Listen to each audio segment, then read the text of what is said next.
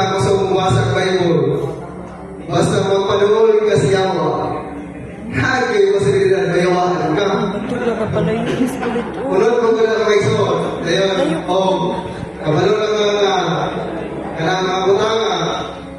Wala yung mga langan sa pagbalik sa Ginoo. Wala yung mga hindrance nito, manong ligaw pa na yun.